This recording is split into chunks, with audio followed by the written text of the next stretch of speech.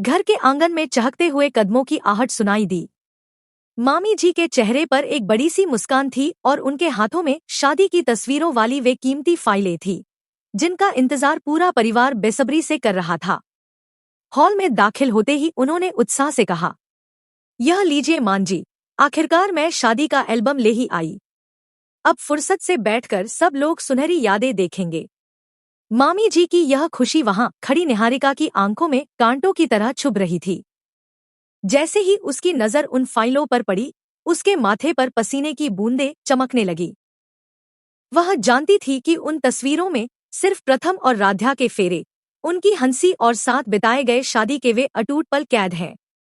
अगर वे तस्वीरें दादी या पूरे परिवार के सामने खुल जाती तो सच सूरज की तरह साफ हो जाता कि प्रथम की असली पत्नी राध्या है, न कि निहारिका।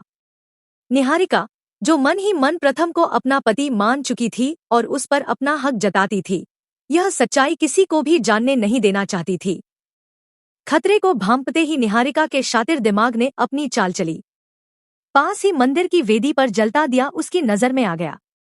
जैसे ही मामी जी ने फाइलें मेज पर रखीं और सबका ध्यान पल भर के लिए भटका, निहारिका ने बड़ी चालाकी से जलते हुए दिए को फाइलों की ओर धक्का दे दिया।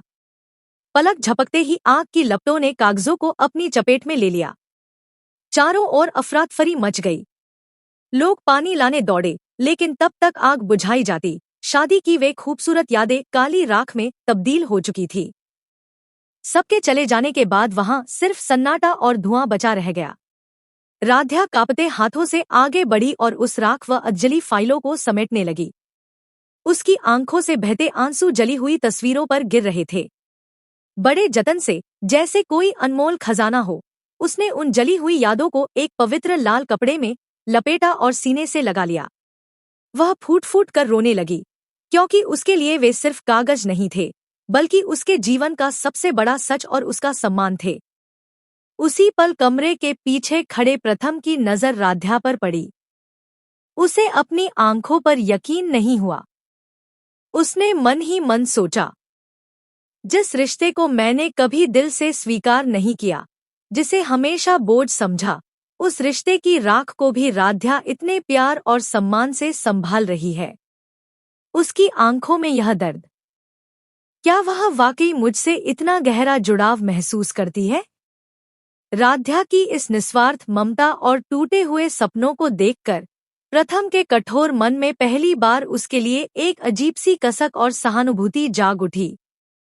अगर आपको लगता है कि सच को आग से नहीं जलाया जा सकता और राध्या को उसका हक मिलना चाहिए, तो इस कहानी को अधूरा मत छोड़िए।